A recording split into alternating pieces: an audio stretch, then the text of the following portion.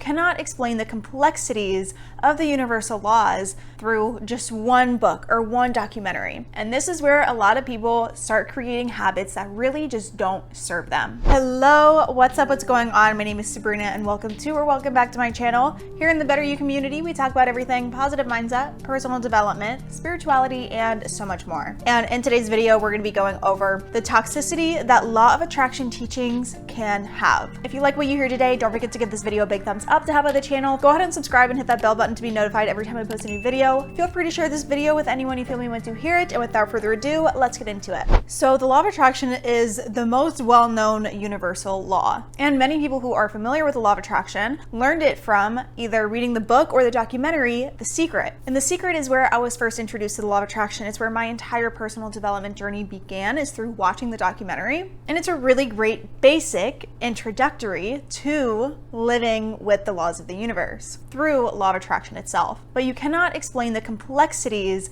of the universal laws through just one book or one documentary. And so what I see a lot of people doing is perceiving the law of attraction as I can't feel negative emotions and can't think negative thoughts or else I will manifest negative things into my reality. And two, that I can just think my way into creating a positive life through just thinking positive thoughts. And this is where a lot of people start creating habits that really just don't serve them. And so to address the first point of I can't think negative thoughts or I can't feel negative emotions, the one thing that you don't want to do is suppress your emotions, because looking at the energetics behind things, because we know law of attraction is just one law of the universe, there's also the law of energetic vibration, and emotions are energy in motion. And so when you conjure up this feeling of fear or worry or doubt and you feel it bubble up to the surface, when you suppress that emotion, that energy in motion, you just stuff it right back down inside of you. And so on a vibrational level, you are still vibrating at that low frequency, even though you might be consciously trying to force yourself to think positive thoughts, to feel positive feelings. Deep down, you're still holding on to that low vibrational energy. And through the law of vibration, we understand that we attract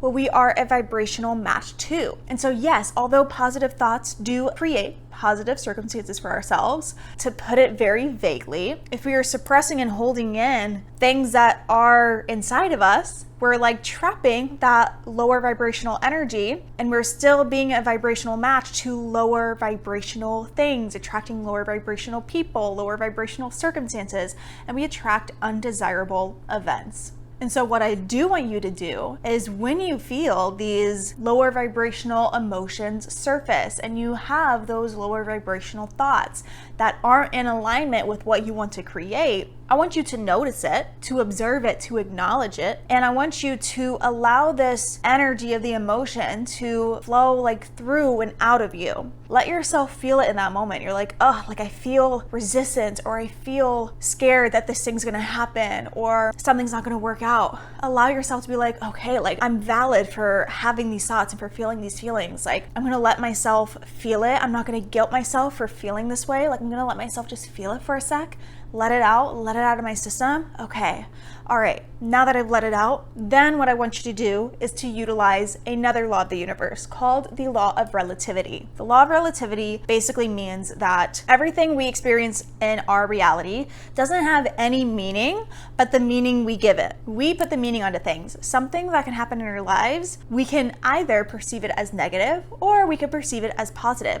Nothing has meaning. Nothing is either good nor bad. We label it as good or bad, and then through our labels, we create it to be something that's good for us, that benefits us, or we create it through our perception of something that is negative for us and that doesn't serve us. And through utilizing this law, we can switch our perspective and to view this quote unquote negative thing as something that's actually serving us. Look at the problem or the challenge you're facing that's eliciting these feelings to surface within you, that's eliciting these thoughts that aren't in alignment with where you're wanting to go, and reframe it in your mind. I want you to perceive the situation as it really is working out in your favor. It really is making you stronger. It really is creating positive results for you. Even though it may have initially come off as a negative situation or a negative circumstance, I want you to perceive it differently, to reframe it, to look at it as actually a good thing. And when you do this, you shift your energy around it. And like I said, we give the meaning to things. And so when you shift your energy around it and give it that new meaning of, it is serving me. This challenge that came up was helping me to become stronger. And it did allow me to either let go of a bad habit, or showed me what I need to release, or help me realize that this person isn't serving me. And also when you do that, you're working to reprogram your mind to find evidence that things are working out in your favor, and you are instilling new beliefs by utilizing this law, by choosing to perceive something in a different way after releasing that emotion. So when we see the law of attraction and we understand like thoughts attracts like things into our lives, we don't want to view it as in, I'm not allowed to have these negative thoughts and feelings come up because we're human, they're going to come up. But we do want to view it as, okay, when I feel these emotions come up, I want to release them, I want to let them go, but then I want to switch my perspective and choose to think differently.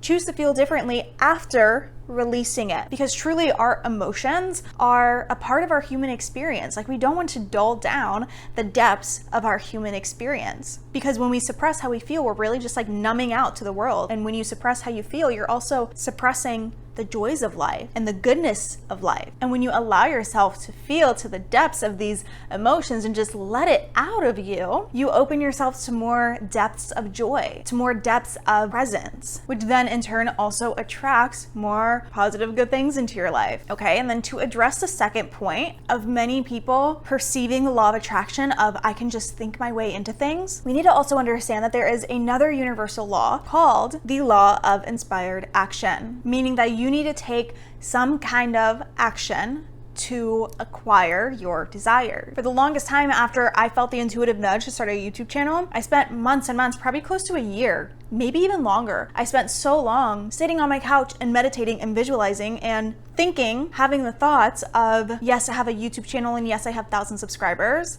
but I wasn't creating that for myself. I wasn't manifesting that into fruition because I wasn't taking the action. And it's like a no-brainer of like, duh, I'm not going to manifest a YouTube channel without actually taking the action. But it just goes to show like how so many of us are hesitant and resistant towards taking the action. Yes, doing the inner work and affirming and having the positive thoughts is a part of it, but also a huge part of it is taking the action. Taking the action affirms the positive thoughts. Taking the action aligns you vibrationally to become that person, to then attract what you want into your life. If you're wanting to manifest your soulmate, but then you're refusing to go on dates because you just want to think your man or your woman like into existence, you need to take the inspired action. You need to be doing the things that will get you there. It's a balance of both, yes, having the right mindset and thinking, the positive thoughts, thinking the thoughts that are in vibrational alignment to what you want to attract, but also it's a balance between that and taking the action. So working on the mindset, having the positive thoughts, leaning back and like waiting for things to come to you is like the feminine aspect. But a lot of us, when it comes to manifestation, we stay in the feminine aspect and we don't take the masculine approach of taking the physical action. We need to blend the two in order to manifest. And this goes with another law of the universe called the law of gender, basically stating that we need both feminine and masculine to co-create what we want into our realities. What I see so many people in the law of attraction industry doing is being like almost too much in their feminine, and they're not taking the aligned action. They're doing all of the mental work, all of the inner work. They're trying to make themselves feel good, but then they have the goals and the aspirations and they're not taking the action to the goals and aspirations. They're just like wishing and hoping that things are just gonna like come to them. And again, as we know through the universal laws, we need to take the inspired action. Law of inspired action. It is one of the laws. And if you want in on all of the universal secrets to consciously create your reality and create a life of ecstasy, I do have a signature program that guides you to do just that. So I will leave the link for that below in the description. My program not only has the PowerPoint teachings and the lessons, but it also has the workbooks and practices for you to embody and integrate the lessons so that you can become this person who consciously creates your reality, so that you can embody the practices of everyday living in presence, in gratitude, and in creating that life that you are in awe about. If you feel the nudge, the program is probably for you. With that being said, if this video helped you out in any way, please let me know what exactly you liked about the video in the comments.